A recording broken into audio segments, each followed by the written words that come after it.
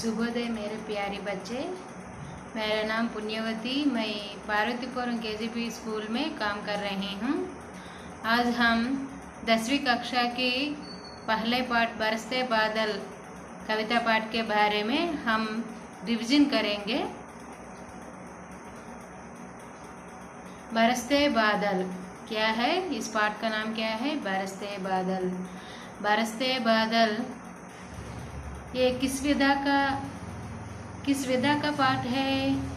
कविता पाठ है। बरसते बादल అనేది ఏ రకమైన పాఠము? कविता पाठము।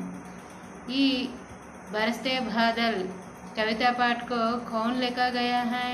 सुमित्रानंदन पंत। कौन है? सुमित्रानंदन पंत। అయితే ఇప్పుడు మన 10th క్లాస్ ఎగ్జామ్స్కి దగ్గర పడ్డాయి కాబట్టి రివిజన్ కోసం మనకి కొన్ని క్లాసులు చెప్పడం జరిగింది. తక్కువ సమయం ఉంది కాబట్టి మనం రివిజన్ లాగా మనం డిస్కస్ చేద్దాం. ముఖ్యంగా 10th క్లాస్లో మనకి బరస్తే బాధల నుంచి ఏ విధమైన ఎగ్జామ్స్లో ఏ విధంగా క్వశ్చన్స్ వస్తాయి అనే ఇంపార్టెంట్ టాపిక్స్ని చర్చించుకుంటూ పోదాం. మనం దీంట్లో చూసినట్లయితే కవి పరిచయ చాలా ఇంపార్టెంట్. ఎందుకంటే మన బరస్తే బాధలకు సంబంధించి ఏ క్వశ్చన్ ఇచ్చినా సరే కవి పరిచయం అనేది ఇంట్రడక్షన్ ముందుగా కొంచెం రాయాలి కాబట్టి కవి గురించి మనం చూద్దాం. बरसते बादल कविता पाठ का कवि कौन है? सुमित्रानंदन पंत। उसके बारे में हम जानेंगे। प्रकृति के बेजोड़ कवि माने जाने वाले सुमित्रानंद पंत का जन्म 20 मई सन 1900 में अल्मोड़ा जिले के कौसानी गांव में हुआ। ప్రకృతికే బేజోడ్ కవి అంటే ప్రకృతితో పాటు అవినవ సంబంధం ఉన్నటువంటి కవి ఎవరంటే సుమిత్రానంద్ పంత్. ఎందుకు ప్రకృతితో అవినవ సంబంధం అంటే ఏంటి? సుమిత్రానంద్ పంత్ గారు తను ఎక్కువగా ప్రకృతి అందం పట్ల ఎక్కువగా వర్ణిస్తూ కవితలు ఎక్కువగా రాశారు కాబట్టి అతనికంటే ప్రకృతి గురించి ఇంకెవరూ ఎక్కువగా వర్ణించలేరు కాబట్టి సుమిత్రానంద్ పంత్ని ప్రకృతికే బేజోడ్ కవి అంటారనమాట. ఇతను జన్మ ఎప్పుడు జరిగిందంట? మే 20 1900 से अल्मोड़ा जिले के कौसानी गांव में हुआ. అంటే మే 20వ తారీఖున 1900 సంవత్సరంలో అల్మోడా జిల్లాలోని కౌసానీ గ్రామంలో ఇతను జన్మించారు. 7 वर्ष की उम्र में ही स्कूल के काव्य पाठ के लिए पुरस्कृत किए गए हैं. 7 वर्ष की उम्र में ही అంటే 7 సంవత్సరాల వయసులోనే తనకి స్కూల్లో కావ్య పాఠ్ కే లియే పురస్కృత్ కియే గయే హై. తను రాసినటువంటి కావ్య పాఠానికి గాను తనకి అవార్డు వచ్చింది. అంటే సుమారుగా 7 సంవత్సరాలు అంటే సెకండ్ క్లాస్ చదువుతున్న టైంలోనే తనకి ఒక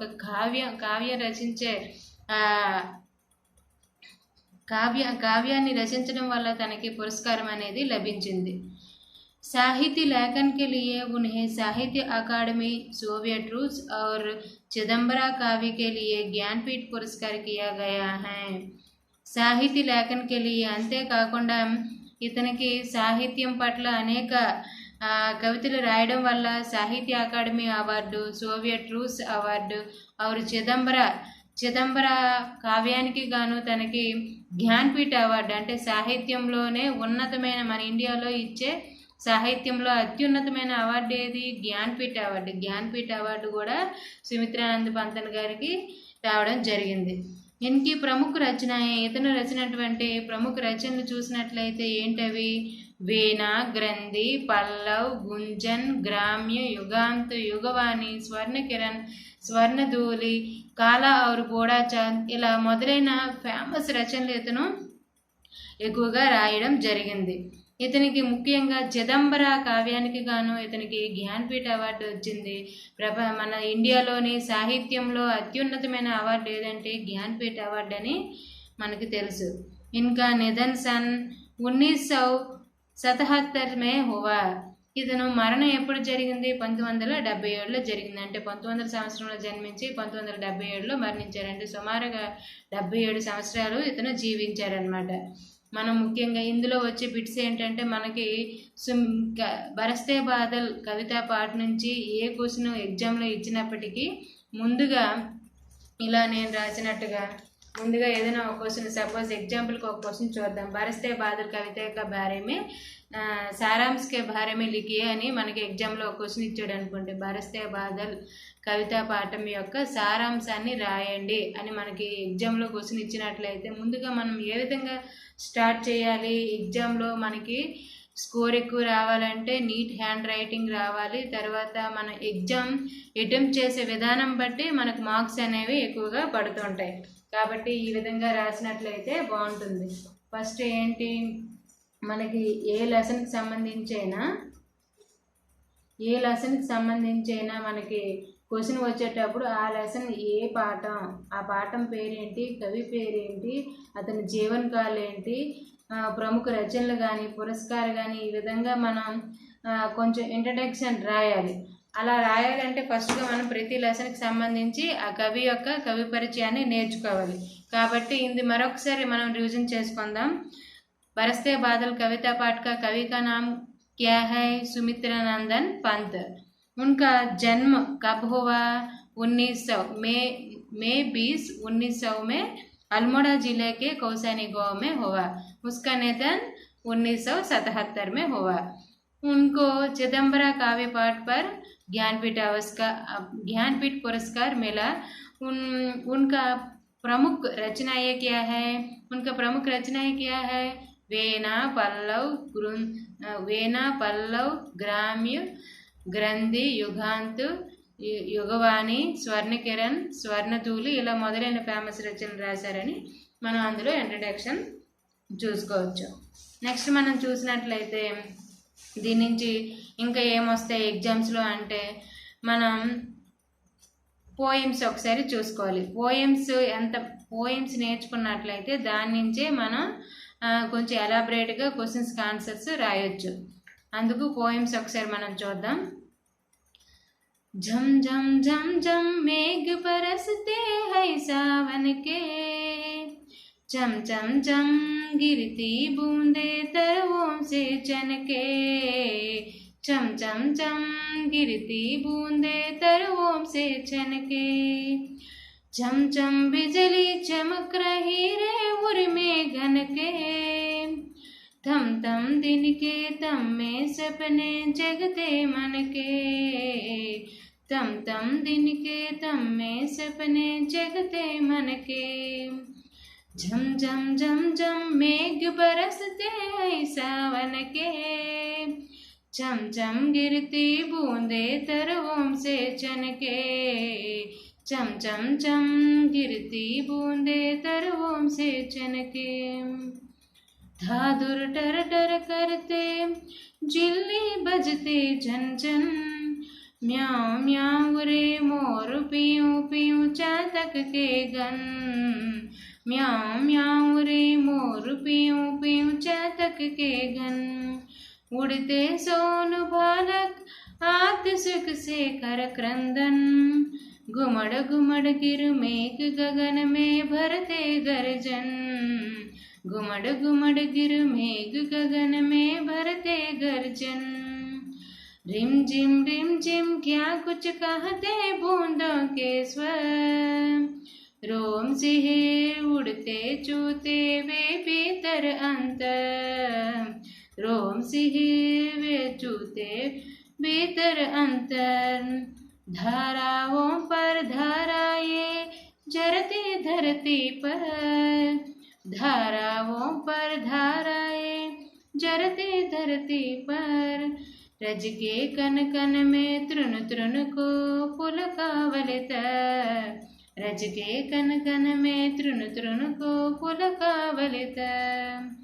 पकड़वार की झार डोलता है मेरा मन, आओ रे सब मुझ घेर कर गावो सावन, आओ रे सब मुझ घेर कर गावो सावन, इंद्रधनुष के झूले में झूले मिल सब जन, फिर आए जीवन में सावन मन बावन, फिर आए जीवन में सावन मन बावन, इंद्रधनुष के झूले में झूले मिल सब जन, फिर आए जीवन में सावन मन भावन, फिर आए जीवन में సావన మన భావన్. ఇక్కడ సుమిత్రానంద్ పంత్ గారు మనకి ప్రకృతి గురించి ఎంతో అందంగా ఈ కవితల్ని రాయడం జరిగింది. అయితే ప్రతి పోయంని కూడా మనం అర్థం చేసుకున్నట్లయితే దానికి సంబంధించి క్వశ్చన్సే మనకి ఈ ఎగ్జామ్స్లో ఇవ్వడం జరుగుతుంది. ఒక్కొక్కసారి పోయం ఇచ్చి దానికి సంబంధించి అపఠిత పద్యం అంటారు, అంటే పద్యం ఇచ్చి దాని కింద క్వశ్చన్ అండ్ ఆన్సర్, అదే పద్యానికి సంబంధించిన కొన్ని క్వశ్చన్ అండ్ ఆన్సర్స్ ఇస్తారు, అవి మనం ఆన్సర్ చేయాల్సి ఉంటుంది. అంతేకాకుండా దీని నుంచి ఇంకే విధంగా బిట్స్ వస్తాయంటే పోయము జంప్లింగ్ ఇస్తాడనమాట. ఒక లైన్ ఇచ్చి అటు ఇటు ఇటు దటు, అంటే మేఘ్ బరస్తే సావన్ జమ్ జమ్ ఇలా ఇచ్చి దాన్ని సెంటెన్స్ కరెక్ట్ సెంటెన్స్లో రాయమంటారు. అప్పుడు మనం సెంటెన్స్ ఫార్మేషన్ చూసుకోవాలి. అలా ఇంకా దీని నుంచి ఏం క్వశ్చన్స్ వస్తాయంటే పోయం కూడా ఒకసారి చూడకుండా రాయమని చెప్పొచ్చు. కాబట్టి మనకి ఏంటంటే పోయిమ్స్ అనేది నేర్చుకోవడం చాలా అవసరం. సరే చూద్దాం. ఝమ్ ఝమ్ ఝమ్ ఝమ్ మేఘ్ బరస్తే హై సావన్కే, అంటే శ్రావణ మాసంలో మేఘాలు అనేవి ఝమ్ ఝమ్ అని మెరుస్తూ ఉంటాయి. బరస్తే హై కురుస్తూ ఉంటాయి. ఛమ్ ఛమ్ ఛమ్ గిరితి బూందే తరువంసే చనకే, గిరితి ఆ వర్షం పడేటప్పుడు మేఘాల నుంచి పైనుంచి వర్షం పడేటప్పుడు చెట్ల మీద నుంచి ఆ కొమ్మల మీద నుంచి ఛన్ ఛన్ చెట్లు యొక్క ఆకులు కొమ్మల మీద నుంచి ఆ నీటి బిందువులు అనేవి ఎలా పడతాయంట, చమ్ చమ్ అని పడతాయంట. చమ్ చమ్ బిజిలి చమక్ర హీరే ఉరిమే గనకే, అంటే మేఘాలు వర్షాకాలంలో మేఘాలు అనేవి ఉరుస్తూ ఉన్నప్పుడు కరెంటు వచ్చిపోయినట్టుగా, ఆకాశంలో కరెంటు వచ్చిపోయినట్టుగా చమ్ చమ్ అని ఒకసారి కరెంటు వచ్చినట్టుగా అనిపిస్తుంది. తమ్ తమ్ దీనికే తమ్మే సపనే జగతే మనకే, అంటే మనకి డేలోని అంటే పగటిపూటే మనకి మన మనస్సులోని చీకటిగా ఉన్నట్లు, ఆ చీకటిలో మన హృదయంలో ఏదో కళ వచ్చినట్టుగా మనకు అనిపిస్తుంది అనమాట. అది ఫస్ట్ పోయంకి అర్థం. రెండోది చూద్దాం. దాదు టట్టర్ కరితే జిల్లి బజితే జన్ జన్, म्याऊ म्याऊ रे मोर पीऊ पीऊ चातक के गन, उड़ते सोन बालक आरतू सुख से करक्रंदन, గుమడ్ గుమడ్ గిర్ మేఘ్ గగన్ మే భరతే గర్జన్. ఈ పోయం యొక్క అర్థం ఏంటి? ఆ వర్షాకాలంలో అంటే ప్రకృతి ఏ విధంగా ఉంటుంది, వర్షాకాలంలో ఆ వర్షానికి ప్రకృతి ఏ విధంగా స్పందిస్తుంది అనే దాని గురించి సుమిత్రానంద్ పంత్ గారు మనకి ఇక్కడ చాలా అందంగా వర్ణించడం జరిగింది. దాదుర్ టరటర్ కరితే జిల్లి బజితి జన్ జన్.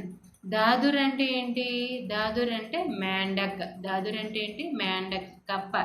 కప్ప వర్షాకాలంలో ఏ విధంగా అరుస్తుంది? టర్ టర్ అని అరుస్తూ ఉంటుందట. జిల్లి బజితి జన్ జన్. జిల్లి అంటే ఇది ఒక జీంకార్, జిల్లి అనేది ఒక చిన్న పక్షి లాంటిది అనమాట. జిల్లి, ఆ జిల్లి అనేది ఏ విధంగా అరుస్తుంది? జన్ జన్ అని అరుస్తూ ఉంటుందంట. మ్యావ్ మ్యావ్ రే మోర్ పీవు పీవు చాతకే గన్. మోర్ నెమలి ఏ విధంగా అరుస్తుందంట? మ్యావ్ మ్యావ్ అనుకొని అరుస్తూ ఉంటుందంట. అంతేకాకుండా ఆ మేఘాలని ఆ వర్షాన్ని చూసి చేతక పక్షుల యొక్క పీవు పీవు అనుకునే వర్షం యొక్క నీటి బిందువు కోసం ఎదురు చూస్తూ, ఈ చేతక పక్షులు కేవలం వర్షపు నీటిని మాత్రమే తాగుతాయి అన్నమాట. అందుకు వర్షాకాలంలో ఆ వర్షపు నీటిని తాగుతూ పీవు పీవు అని అరుస్తూ ఉంటాయి. ఉడితే సోన్ బాలక్ ఆర్ధ్ సుక్సే కరక్రందన్. ఎగురుతున్నటువంటి సోన్ బాలక్ ఇదొక రకమైనటువంటి పక్షి అనమాట. సోన్ బాలక్ అనేది ఈ పక్షి ఏ విధంగా అరుస్తుంది అంటే ఆర్ధ సుక్సే కరక్రందన్, అంటే తను తడిచిపోయినటువంటి శరీరంతో అదొక రకమైన సౌండ్ని, అదొక రకమైన ఆక్రందాన్ని సౌండ్ చేస్తూ ఉంటుంది. గుమడు గుమడు గిర్ మేఘ్ గగన్ మే భరతే గర్జన్. గుమడు గుమడమంటూ ఆకాశంలో మేఘాలు అనేవి గర్జన చేస్తూ చప్పుడు చేస్తూ ఉంటాయి. ఈ విధంగా ప్రకృతి అనేది వర్షం పడేటప్పుడు చాలా ఆహ్లాదకరంగా ఉంటుంది. కప్పలు టర్టర్మని అరుస్తాయి. జిల్లి తన జీంకారాన్ని జన్ జన్ అని చేస్తూ ఉంటుంది. మోర్రేమో మ్యావ్ మ్యావ్ అని అరుస్తుంది. చేతకి యొక్క పక్షులన్నీ కూడాను పీవు పీవు అనుకొని అరుస్తూ ఉంటాయి. ఉడితే సోనుబాలకు ఎగురుతున్నటువంటి సోనుబాలకు పక్షి ఆర్ధ సుఖసే కరక్రందన తడిచిపోయి ఆ తడిచిన శరీరంతో ఆక్రందన వెదజల్లుతాయి. గుమడు గుమడిగిరి మేఘ గగనమే భరతే గర్జన్. తిరుగుతూ ఉన్నటువంటి మేఘాలు ఒక మేఘం ఇంకొక మేఘంతోనే ర్యాపిడ్ అయ్యి దానివల్ల వచ్చినటువంటి గర్జన అనేది ఆకాశం మొత్తం కూడా వ్యాపిస్తూ ఉంటుంది. ఈ విధంగా సుమిత్రానంద్ పంతన్ గారు మనకి ఈ విధంగా ప్రకృతి గురించి ఈ పోయంలో వర్ణించడం జరిగింది. నెక్స్ట్ పోయం గురించి చూద్దాం. रिम जिम क्या कुछ कहते बूंदों के स्वर, रोम सिहिर उड़ते चूते वे भीतर अंतर, रोम सिहिर उड़ते चूते वे भीतर अंतर. रिम जिम क्या कुछ कहते बूंदों के स्वर. వర్షం పడేటప్పుడు ఆ వర్షపు జల్లు యొక్క సౌండ్ రిమ్ జిమ్ అనుకుంటూ మనకి ఆ సౌండ్తో మనకి ఏం చెప్తున్నాయి రోమ్ సిహిర్ ఉడితే చూతే వే బేతర్ అంతర్. ఆ సౌండ్కి మన యొక్క శరీరం పైన ఉన్నటువంటి రోమాలు నిక్కపొడుస్తాయి అన్నమాట. మన మనస్సుని హత్తుకునే విధంగా ఆ ఆహ్లాదకరమైనటువంటి ఆ శబ్దం అనేది రిమ్ జిమ్ అనుకుంటూ ఆ శబ్దం వినిపిస్తూ ఉంటుంది. ధారా ఓంపర్ ధారాయే ఝరతి ధరతి పర్. ఆ ధారా ఓంపర్ ధారాయే అంటే వర్షపు ధార అనేది అలా కంటిన్యూగా అంటే ఆ వర్షపు ధార పడుతూ ఉండేటప్పుడు భూమిపైన పడుతున్నప్పుడు రజ్జికే కన్నుకే త్రుణుకో పులకావిలి తర్. రజ్జి అంటే ఏంటి? మట్టి. రజ్జి అంటే ఏంటి? మట్టి. రజ్జికే కనకనమే అంటే మట్టి యొక్క ప్రతి రేణువు పైన త్రుణుకో పులకావలితారు. ప్రతి ఒక్క మట్టి రేణువు పైన ఒక మొక్క వికసించే విధంగా పులకావలితారు అంటే ఒక మొక్క అనేది దాని నుంచి బయటికి వస్తున్నట్లుగా మనకు అనిపిస్తుంది. ఈ విధంగా వర్షాకాలంలోనే కదా మనకి మొక్కలు అనేవి ఎక్కువగా పెరుగుతూ ఉంటాయి, మొక్కలు అనేవి బయటకు వస్తూ ఉంటాయి. అందుకు వర్షాకాలంలో ఆ వర్షపు నీటి వలన ప్రతి ఒక్క మట్టి రేణువు ఒక కొత్త మొక్కను సృష్టిస్తుంది అని కవి చెప్తున్నాడు ఈ పోయంలో. నెక్స్ట్ పోయం చూద్దాం. పకడవారికి ధార చోరతా హై మేరా మన్, आओ रे सब मुझे घेर कर गाओ सावन, इंद्रधनुष के झूले मिल सब जन, फिर आए जीवन में सावन मन भावन. పకడ్వారికి ధార్ జోల్తా హై మేరా మన్. ఆ పడుతున్నటువంటి ఆ వర్షపు ధార అనేది ఎలా ఉందంట? ఆ వర్షపు ధార అనేది ఒక ఊయలుగా ఊహించుకొని ఆ ఊయల్లో ఊగుతున్నట్టుగా ఊగాలనిపిస్తుంది అనమాట మన మనసుకి. ఆ ఊరే సబ్ముచి గేర్కర్ ఘావో సావన్. ఆ శ్రావణ మాసంలో పడుతున్నటువంటి ఆ వర్షపు నీరు, ఆ వర్షపు ధార పడుతున్నప్పుడు అంతమంది కూడా పిల్లలందరూ కూడా ఏం చేస్తారు? అంతమంది సబ్ముచి గేర్కర్ ఘావో సావన్, నాతో పాటు అంతమంది వచ్చి మనం అందరం కలిసి తిరుగుతూ వర్షం కోసం వర్షాల పాటలు పాడుదాం. ఇంద్రధనుసుకే జూలే మిల్ సబ్సన్. ఇంద్రధనుస్సు అనే ఒక ఊయలలో మనం అందరం ఊగుతూ ఫిర్ ఆయే జీవన్ మే సావన్ మన్ భావన్. ప్రతిసారి కూడా మన జీవితంలో మాటమాటికి ఈ శ్రావణ మాసంలో ఈ వర్షాకాలం రావాలి, వర్షాలు పడుతూ ఉండాలి, మన మనస్సుని హత్తుకోవాలి. అందువలన అందరూ రండి, మనం వర్షాకాలంలో వర్షపు పాటలు పాడుతూ ఇంద్రధనుస్సు అనే ఊరిలో మనం అందరం ఊగుదాం అని పిల్లలందరూ కూడా అంటూ ఉంటారు. ఆ విధంగా కవి చెప్తున్నాడు అనమాట. ఈ విధంగా ప్రకృతి గురించి, ప్రకృతిలో ఉన్నటువంటి వర్షాకాలంలో శ్రావణ మాసంలో పడే వర్ష ఋతువు గురించి మనకి సుమిత్రానంద్ పంత్ చాలా చాలా చాలా అందంగా వర్ణించడం జరిగింది. మనకి సమయం తక్కువ ఉంది కాబట్టి రివిజన్ కోసం మనం ఫాస్ట్గా చెప్పడం జరుగుతుంది. నెక్స్ట్ మనం దీని నుంచి వచ్చే క్వశ్చన్స్ చూసినట్లయితే, టెక్స్ట్ బుక్లో చూసినట్లయితే అర్ధగ్రాహిత ఒక ప్రతిక్రియ. అర్థగ్రాహ్యత మనం ఈ లెసన్ చదివిన తర్వాత మనకి ఏం అర్థమైంది, మనం ఏ విధంగా రెస్పాండ్ అవుతున్నాము అనేది చూసినట్లయితే దీని నుంచి మనకు కొన్ని క్వశ్చన్స్ అడిగాడు. ప్రశ్నగా ఉత్తర దీజియే, కింద ఇవ్వబడినటువంటి క్వశ్చన్స్కి ఆన్సర్ చేయమన్నాడు. धरती की शोभा का प्रमुख कारण वर्षा है, इस पर अपना विचार बताइए। అంటే ధరతీకి శోభ, భూమి ధరతీకి శోభక ప్రముఖ కారణం వర్ష హై. అంటే భూమి అందంగా ఉండడానికి, భూమి వైభవంగా ఉండడానికి గల కారణం వర్షం అయితే వర్షం అంటారు కదా. ఇస్ పర్ అప్నే విచార్ బతాయే, ఆ విషయం పట్ల నీ యొక్క అభిప్రాయం ఏంటి తెలపమన్నాడు.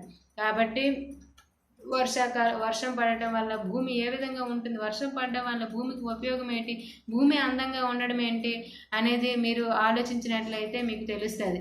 వర్షం పడేటప్పుడు వర్షం పడడం వల్లే కదా పంటలనేవి పండుతాయి, నదులు ప్రవహిస్తాయి, ప్రకృతి అనేది చాలా ఆహ్లాదకరంగా సస్యశ్యామలంగా ఉంటుంది. భూమి అనేది చాలా సస్యశ్యామలంగా ఉండడానికి గల కారణం వర్షం అని మనం చెప్పొచ్చు. నెక్స్ట్, ఘనే బాదలోं का वर्णन अपने शब्दों में कीजिए. నల్లటి మేఘాలతో కూడుకున్నటువంటి ఆ ఆకాశంలో ఉన్నటువంటి మేఘాల గురించి మీ యొక్క అభిప్రాయాన్ని మీ యొక్క పదాల్లో తెలియజేయమన్నాడు అనమాట. అలా సొంతంగా మీకు సంబంధించి మీకు ఏమనిపిస్తే అది రాయొచ్చు. నెక్స్ట్, వాకి ఉచిత క్రమే లిఖియే. కొన్ని సెంటెన్స్లు ఇచ్చాడు, అవి జంబ్లింగ్ ఇచ్చాడు అనమాట. వాటిని మనం ఏం చేయాలంటే క్రమ పద్ధతిలో వాకి ఉచిత క్రమే లిఖియే, అంటే సరైన పద్ధతిలో మనం ఈ వాక్యాన్ని రాయాలి. ఫస్ట్ ఏమి ఇచ్చాడు, హై జమ్ జమ్ బరస్తే జమ్ జమ్ మేఘ్కే సావన్. మీరందరూ కూడా టెక్స్ట్ బుక్ చూడాలి. నేను చెప్తున్నప్పుడు టెక్స్ట్ బుక్ చూసినట్లయితే మీకు అర్థమవుతుంది ఇందులో ఏముంది. అర్ధగ్రహీత ప్రతిక్రియలోనే సెకండ్ పార్ట్ హై జమ్ జమ్ బరతే జమ్ జమ్ మేఘ్ కే సావన్ అని ఇచ్చాడు. దాన్ని మనం ఏ విధంగా కరెక్ట్ చేయాలి, ఉచిత క్రమం ఏంటి దీనికి, జమ్ జమ్ మేఘ్ బరస్తే హై సావన్కే. నెక్స్ట్ చూద్దాం, గగన్ మే గర్జన్ గుమడ్ గుమడ్ గిర్ భరతే మేఘ్. ఇది మనం ఏ విధంగా రాస్తామంటే గుమడ్ గుమడ్ గిర్ మేఘ్ గగన్ మే భరతే గర్జన్ అనేది కరెక్ట్.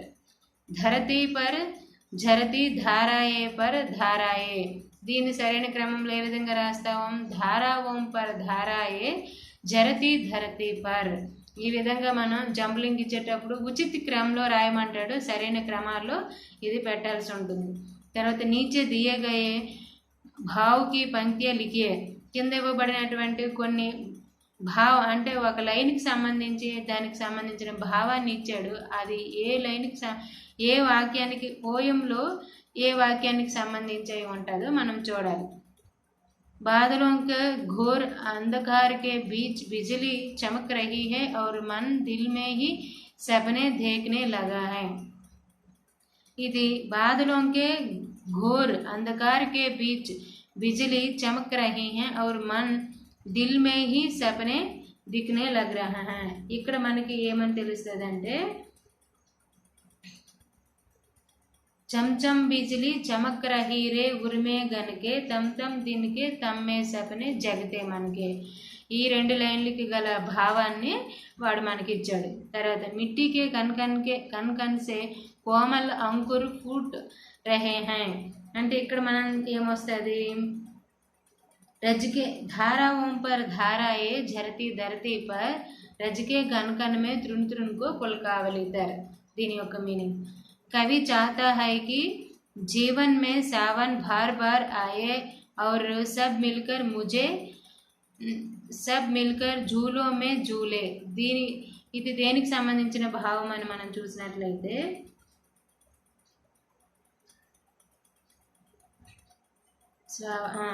इंद्रधनुष के झूले में झूले मिल सब जन फिर आए जीवन में सावन मन भावन.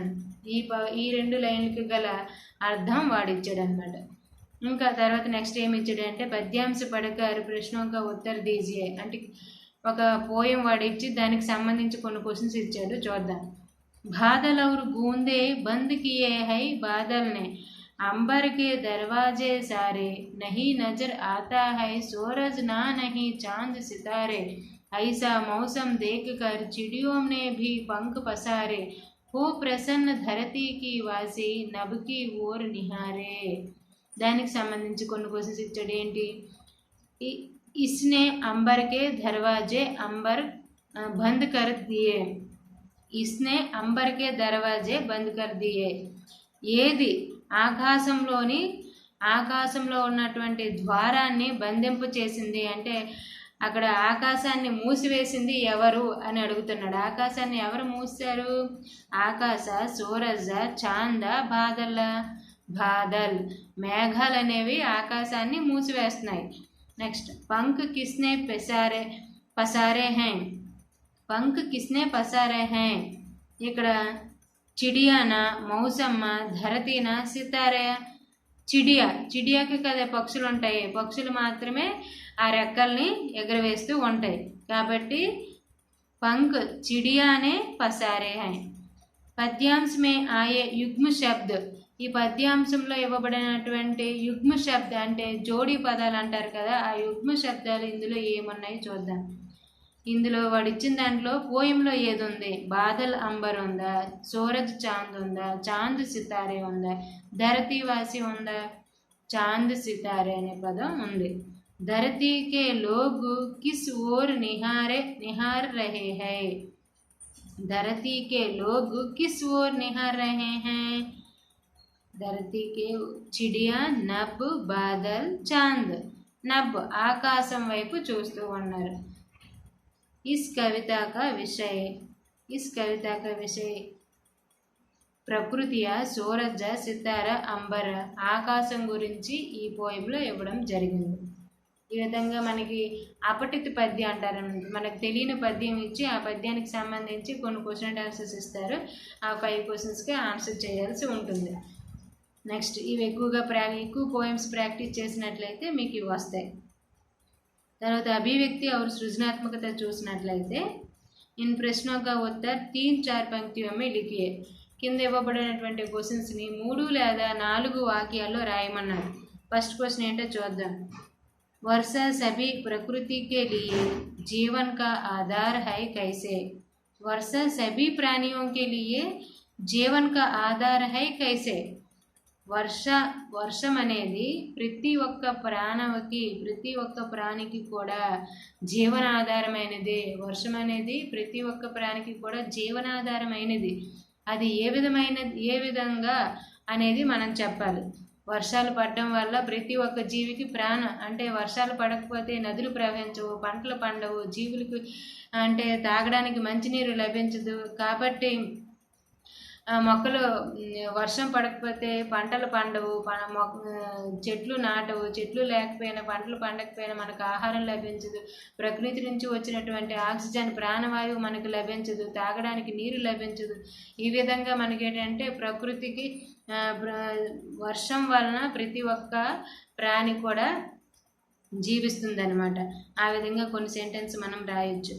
वर्षा ऋतु के प्राकृतिक सौंदर्य पर अपने विचार लिखिए.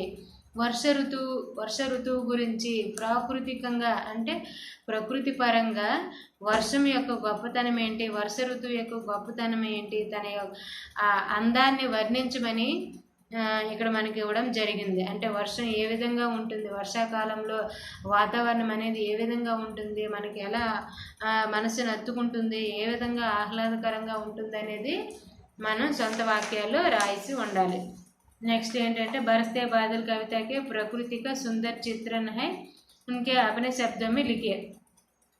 అయితే ఇక్కడ ఏం చెప్తున్నాడు, బరస్తే బాదల్ కవిత పాట గురించి ఆ ప్రకృతి సౌందర్య చిత్రం గురించి మనకు లెసన్లో ఇవ్వడం జరిగింది. కాబట్టి దాని గురించి మనకు అర్థమైంది. అంటే सारांश अन्ना बरसते बादल कविता पाठ के बारे में सारांश लिखिए अन्ना. बरसते बादल कविता में प्रकृति का सुंदर चित्रण कीजिए अन्ना. ఏ క్వశ్చన్ అడిగినా సరే దానికి ఆన్సర్ ఒకటే. ప్రకృతి సౌందర్య పర్ ఏక్ చోటీ సి కవిత లిఖియే. ప్రకృతి సౌందర్య అంటే ప్రకృతి ఎంత అందంగా ఉంటుంది దాని గురించి ఏదైనా ఒక చిన్న కవిత రాయమంటున్నాడు. ఫిర్ ఆయే జీవన్ మే సావన్ మన భావన్ ఐసా క్యోం కహా గయా హై స్పష్ట కీజియే. అంటే ఆ కవి చెప్పినట్లుగా అంటే మళ్ళీ శ్రావణ మాసం రావాలి, మళ్ళీ వర్షాలు పడాలి, మన మనసుని హత్తుకోవాలి వర్షాలు అనేవి అని ఎందుకు అంటున్నారు, దానికి గల కారణం ఏంటి స్పష్టం చేయండి, స్పష్టంగా వివరించమని చెప్తున్నాడు. ఈ విధంగా మనకి కొన్ని క్వశ్చన్స్ వస్తూ ఉంటాయి. దాన్ని మనం కొంచెం ప్రాక్టీస్ చేసినట్లయితే ఎప్పుడైతే పోయంని నీట్గా అర్థం చేసుకుని చదివితే ఇవన్నిటికి కూడా ఆన్సర్ చేయగలం. భాషాకి బాత్ చూద్దాం. ఇప్పుడు మనం భాషాకి బాత్ గురించి చూద్దాం.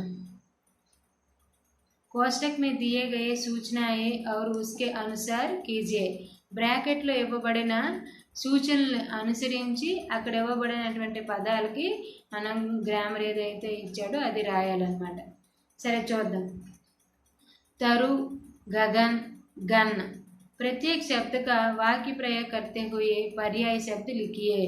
ప్రతి ఒక్క పదాన్ని ప్రతి ఒక్క వర్డ్ని కూడా మనం తీసుకొని వాక్య ప్రయోగం చేయాలి, అంటే సెంటెన్స్ ఫార్మేషన్ చేయాలి.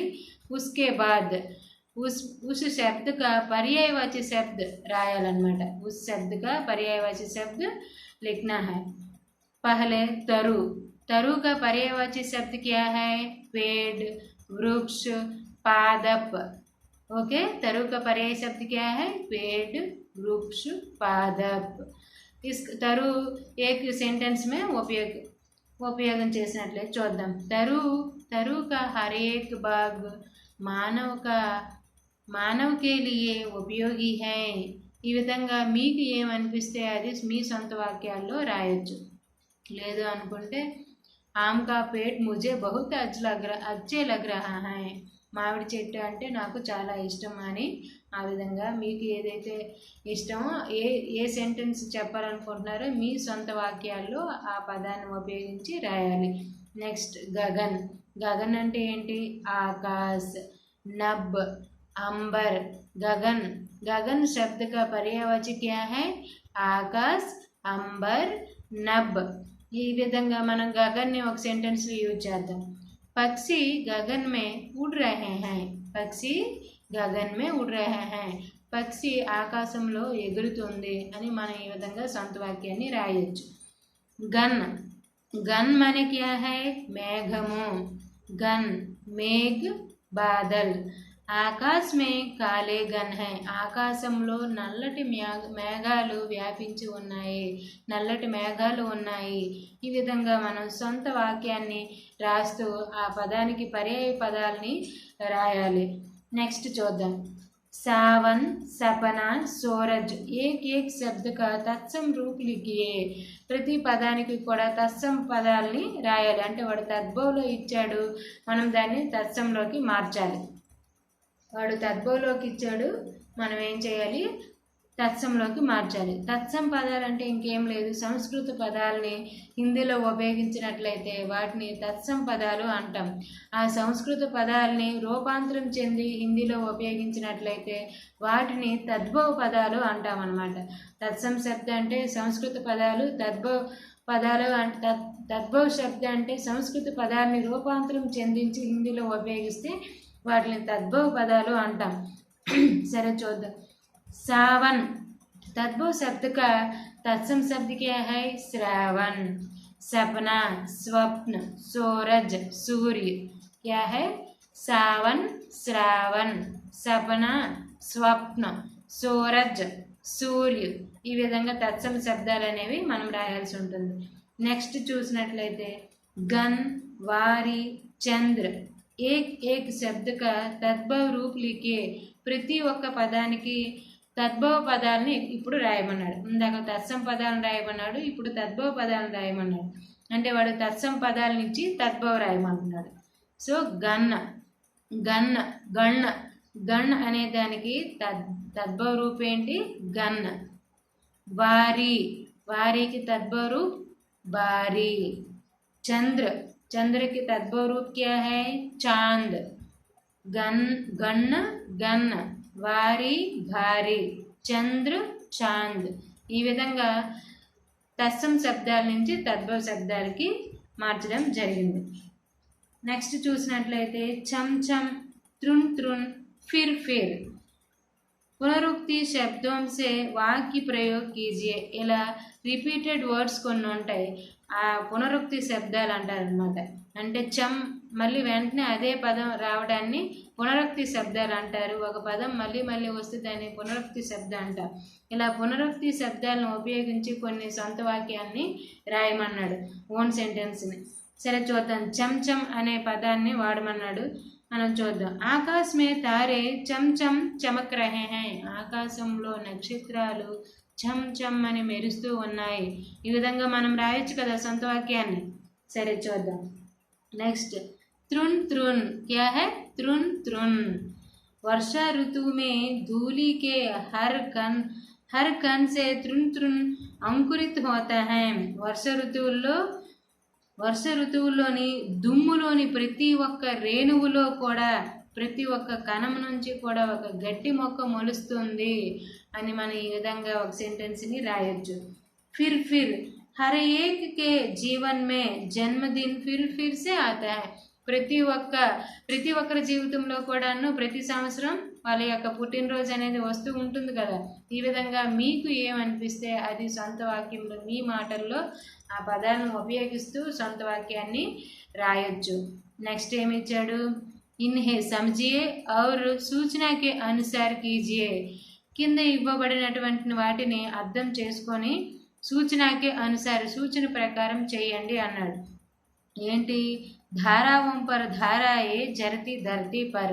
ఇలా धाराओं पर धाराएं जरती धरती पर అని ఇచ్చి ఇక్కడ धाराओं पर धाराएं जरती धरती पर ఇక్కడ అండర్లైన్ धाराओं धाराएं ఈ పదాలకి మనకి అండర్లైన్ చేయడం జరిగింది. అయితే ఇక్కడ మనం అబ్జర్వ్ చేసినట్లయితే ఫస్ట్ ఒక పదం धाराओं पर అని ఇచ్చాడు, నెక్స్ట్ धाराएं అని ఇచ్చాడు. धाराओं అంటే ఏంటి? ధారా ప్లస్ ధారాయేం అంటే బహువచనం. ధారాయేం ప్లస్ పర్ కలిపితే ధారాఓం పర్ అంటే విభక్తి కలపడం వలన దాని ఆ పదం రూపాంతరం చెంది ధారాయేం ప్లస్ పర్ కాస్త ధారాఓం పర్ అయింది. నెక్స్ట్ ధారాయే విభక్తి లేదనమాట. విభక్తి ధారా అనేది సాధారణ రూప్. साधारण रूप की कास्ता बहुवचन में ఏంటి? धाराए. धाराए शब्द का बहुवचन रूप क्या है? धाराए. नेक्स्ट చూద్దాం. ఇంద్రధనుస్ के झूले में झूले मिल सब जन. ఇక్కడ అండర్లైన్ చేశాడు. झूले झूलेम. झूले అంటే ఏంటి? ఉయ్యాల. అంటే झूले అనే శబ్దం సంజ్ఞా శబ్దం. झूलेम అంటే ఊగుట అంటే క్రియాపదం. झूले అంటే సంజ్ఞా శబ్దం, झूलेम అంటే క్రియా శబ్ద్. ఈ విధంగా మనకు డిఫరెన్స్ని చెక్ చేయమంటున్నాడు. झूले शब्द का मूल रूप है झोला. झूले అనేది బహువచనం, దాని యొక్క మూల రూపమే జోలా. జోలా అంటే ఏంటి? ఊయల. यह संज्ञा शब्द, ఇది ఒక సంజ్ఞా శబ్దం. इसके साथ में कारक के जोड़ने से झूले में रूपांतरित हो गए हैं. జూలా పక్కన మే అనే విభక్తి కారక చిహ్నం ఉపయోగించడం వలన జూలా ప్లస్ మే కాస్త జూలే మే అయిందనమాట, రూపాంతరం చెందింది. జూలే శబ్దతో జూల్నా క్రియాక రూపాంతరం హై. జూలే అనే శబ్దం జోల్నా అనే పదం నుంచి వచ్చిందని మనకు అర్థమవుతుంది. నెక్స్ట్ చూసినట్లయితే బాదల్ బరస్తే హై రేఖాంకిత శబ్దక పద పరిచయ దీజీ అన్నాడు. రేఖాంకిత శబ్దక పద పరిచయ అంటే గీత గీసిన పదానికి పద పరిచయం ఇవ్వండి అంటున్నాడు. బాదల్ అంటే ఏంటి? బాదల్ అంటే ఇది ఒక సంజ్ఞా శబ్దం. బాదల్ బరస్తే హై మేఘాలు కురుస్తున్నాయి. ఏమిటి కురుస్తున్నాయి? మేఘాలు. అంటే ఇక్కడ సంజ్ఞా శబ్దం ఏంటి? బాదల్. బాదల్ అనేది సంజ్ఞా శబ్ద్. అంతేకాకుండా ఇది స్త్రీలింగ పుల్లింగ అనేది చూసినట్లయితే బాదల్ అనేది బాదల్ అనేది ఆకి మాత్ర అంటే దేంతో ఎండ్ అయింది? ఆకి మాత్రతో ఎండ్ అయింది. కాబట్టి ఆకి మాత్రతో ఎండ్ అయిన కొన్ని పదాలు ఎక్కువగా పుల్లింగ శబ్దాలు అవుతాయి. బాదల్ కూడా పుల్లింగ శబ్ద్. అంతేకాకుండా ఇది ప్రథమ పురుష, మధ్యం పురుష, అన్య పురుష అంటే ప్రథమ పురుష అంటే మై, మధ్య పురుష అంటే తూ, తుమ్, ఆప్. ఇవి రెండు కాదు. మై లేదు, తూ, తుమ్, ఆపు లేదు. బాదల్ అంటే ఇంకా ఎవరో కాబట్టి అన్య పురుష అవుతుంది. జాతివాచక్ ఇది ఏ రకమైనటువంటి సంజ్ఞ? ఇది సంజ్ఞ 5 రకాలు కదా. ఇది బాధలు అనేది జాతివాచక సంజ్ఞ అవుతుంది. అంతేకాకుండా బహువచనం, బాధలు అంటే నిత్య బహువచనం అనమాట. ఎల్లప్పుడూ కూడా ఇది బహువచనమే, ఏకవచనం కింద దీన్ని యూజ్ చేయం. బాధలు అనేది బహువచన్ శబ్ద్. నెక్స్ట్ చూసినట్లయితే మన్కో భానే వాలా ఏక్ శబ్ద్ మే లిఖియే అంటే ఒక పదంలో రాయమన్నాడు. మన్కో భానే వాలా అనేది ముహావరే శబ్ద్ ఇచ్చాడు. దాన్ని ఏం చేయాలి అంటే ఒకే పదంలో వచ్చేటట్టుగా మనం రాయాలి. మన్కో భానే వాలా మనం సింపుల్గా చెప్పాలంటే ఏమంటాం, మన్ భావన్ని మన్కో భానే వాలా అంటే ఏకేక్ శబ్దాలు అంటే ఒకే పదంలో దాన్ని రాస్తుండాలి. వన్ వర్డ్ సబ్స్టిట్యూషన్ అంటాం కదా ఇంగ్లీష్లో, ఆ విధంగా. पेड़ पौधे పశు పక్షి సమాస పహచానియే అంటే పేడ్ పౌదే అనేది ఏ సమాస పదము, పశు పక్షి అనేది ఏ సమాస పదం అని సమాసాన్ని గుర్తించమంటున్నాడు. సరే చూద్దాం. పేడ్ పౌదే, పేడ్ ఔర్ పౌదే, పేడ్ చెట్లు మరియు మొక్కలు అన్నాడు. అంటే ఇక్కడ మనం రెండు పదాలను ఉపయోగించాడు కాబట్టి రెండింటికి కూడా ఈక్వల్ ప్రాధాన్యత ఉంది కాబట్టి మనం దీన్ని ద్వంద్వ సమాస్ అంటాం. ఏ సమాస్? ద్వంద్వ సమాస్. పశు పక్షి, పశు ఔర్ పక్షి ఇది కూడాను ద్వంద్వ సమాసం కిందకి వస్తుంది. ఇలా జోడీ పదాలు ఏ వచ్చినప్పటికీ కూడా వాటిని ద్వంద్వ సమాసాలుగా మనం చెప్పడం జరుగుతుంది. రేఖాంకిత శబ్దం పర్ ధ్యాన్ దీజియే ఔర్ ఇస్ పర్ ఇస్ తరహ్ కే కుచ్ వాక్య బనాయి అన్నాడు. గీత గీసిన పదాలను గమనించి అలాంటివే కొన్ని వాక్యాలను తయారు చేయమన్నాడు. సరే చూద్దాం. బరస్తే బాదల్ అచ్చే లగ్తే హై, కురుస్తున్నటువంటి మేఘాలు చాలా అందంగా ఉంటాయి అనే ఒక సెంటెన్స్ ఇచ్చాడు. అలాంటి సెంటెన్స్ మనకి ఇంకొకటి రాయమంటున్నాడు. సరే చూద్దాం. ఖేల్తే బచ్చే తందురుస్తు రహతే హై, ఆడుతున్నటువంటి పిల్లలు ఎల్లప్పుడూ కూడా ఎలా ఉంటారు? హెల్దీగా ఉంటారు. అంటే కురుస్తున్న మేఘాలు ఏ విధంగా అయితే అందంగా ఉంటాయో ఆడుతున్న పిల్లలు దృఢంగా కూడా ఆరోగ్యవంతంగా, ఆడే పిల్లలు ఎల్లప్పుడూ కూడా ఆరోగ్యంగా ఉంటారు. సరే చూద్దాం. జరతి ధారాయే సుందర్ లగ్తీ హై, ప్రవహిస్తున్న ప్రవాహాలు అనేవి చాలా అందంగా ఉంటాయి అని ఒక సెంటెన్స్ ఇచ్చాడు. మనం దాన్ని ఎగ్జాంపుల్ చేసుకొని అలాంటిది సెంటెన్స్ మనం కూడా తయారు చేయొచ్చు. బహతా పానీ నిర్మల్ హోతా హై, ప్రవహిస్తున్నటువంటి నీరు చాలా నిర్మలంగా స్వచ్ఛంగా ఉంటుంది. ప్రవహిస్తున్న నీరు ఎప్పుడు కూడాను ఫ్లో వాటర్ ఎప్పుడు కూడా చాలా స్వచ్ఛమైనది. నిల్వ వాటరే మంచిది కాదు కానీ ఫ్లో వాటర్ ఎప్పుడు కూడా స్వచ్ఛమైనది. గిరితి బూందే చంచం కరితీ హై, కురుస్తున్న చినుకులు టప్ టప్ అని అంటూ ఉన్నాయి, చంచం అని అంటూ ఉన్నాయి. సరే దానికి మనం ఒకలా రాద్దాం. ఖిల్తే ఫూల్ సుందర్ హోతే హై, వికసిస్తున్నటువంటి పువ్వులు చాలా అందంగా ఉంటాయని మనం ఈ విధంగా ఒక సొంత వాక్యాన్ని రాయొచ్చు. బహతా పానీ శుద్ధ్ హోతా హై, ప్రవహిస్తున్నటువంటి వాటర్ చాలా నిర్మలంగా శుభ్రంగా ఉంటుంది అని వాడు చెప్తున్నాడు. గరస్తే బాదల్ బరస్తే భీ హై, కురుస్తున్నటువంటి అంటే ఉరుముతున్నటువంటి మేఘాలు వర్షాన్ని కూడా కురిపిస్తాయి. అంటే కురిసే మేఘాలు వర్షాన్ని కురిపిస్తాయి, ఉరిమే మేఘాలు వర్షాన్ని కురిపిస్తాయి అని మనం ఈ విధంగా కొన్ని సెంటెన్స్ని మనం సొంత వాక్యాల్లో రాయొచ్చు. నెక్స్ట్ ఏమి ఇచ్చాడంటే బడతా హువా పౌదా ఖిల్తే హువా ఫూల్ ఫైల్తీ హుయి సుగంధ్ ఆది అచ్చే లగ్తే హై. ఏమంటున్నాడు? పెరుగుతున్నటువంటి చెట్టు కానీ, వికసిస్తున్నటువంటి పూలు కానీ, వ్యాపిస్తున్నటువంటి సుగంధాలు కానీ మొదలైనవి చాలా బాగుంటాయి. అంతే కదా. అయితే ఏమంటున్నాడు? ఉగతా హోవా, అలాంటి సెంటెన్సే మనం ఒక సెంటెన్స్ రాయొచ్చు. ఉగతా హోవా సూరజ్ చమక్తే హోవా తారే బహతీ హుయి సుగంధ్ అచ్చే లగతే హై అని మనం కూడా రాయొచ్చు. అంటే ఉదయిస్తున్న సూర్యుడు కానీ, మెరుస్తున్నటువంటి నక్షత్రాలు కానీ, వీస్తున్నటువంటి సుగంధం కానీ చాలా బాగుంటుంది అని మనం కూడా ఒక సెంటెన్స్ని రాయొచ్చు. కవితాక పంక్తియోం పర్ ధ్యాన్ దీజియే ఔర్ అలంకార కీజియే అన్నాడు. కింద కొన్ని 2 సెంటెన్స్లు ఇచ్చి, ఒక పోయంలో 2 సెంటెన్స్లు ఇచ్చి ఈ కవితా భాగం ఏ అలంకారం దీంట్లో ఇమిడి ఉంది అనేది మనకి అడుగుతున్నాడు. సరే చూద్దాం.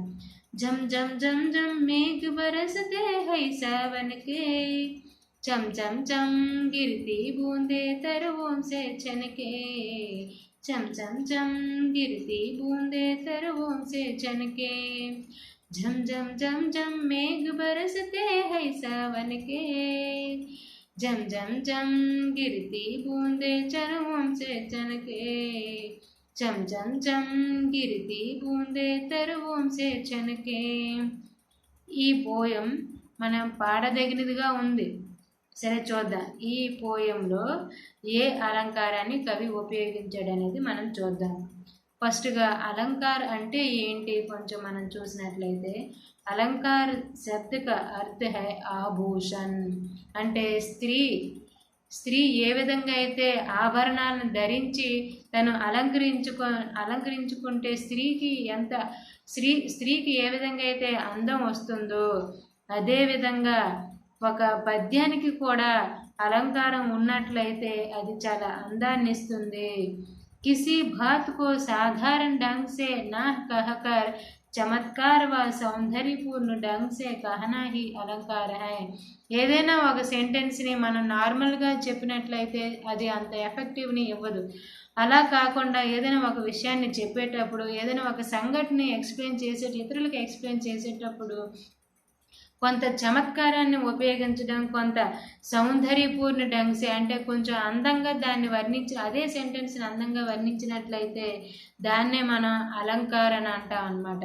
సరే, ఇస్ కవితమే ఈ పైన ఇవ్వబడినటువంటి ఈ కవితలో అనుప్రాస అలంకారక సుందర ప్రయోగ హువా హై. అనుప్రాస అలంకారాన్ని చాలా అందంగా ఇందులో ఉపయోగించడం జరిగింది.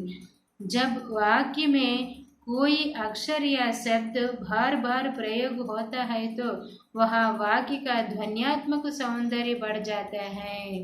ఎప్పుడైతే ఒక సెంటెన్స్లో ఒక వాక్యంలో లేదా కోయి అక్షర్ ఏదైనా ఒక పదము కానీ, ఒక అక్షరం కానీ, లేదంటే ఒక శబ్దము కానీ మాటికి రిపీట్ అయినట్లయితే, ఒక సెంటెన్స్లో ఒక వాక్యంలో ఒక అక్షరము కానీ ఒక పదము కానీ మాటికి రిపీట్ అయినట్లయితే, మాటికి బార్ బార్ ప్రయోగ్ करने से वहाँ वाक्य का ध्वन्यात्मक సౌందర్య बढ़ जाता है.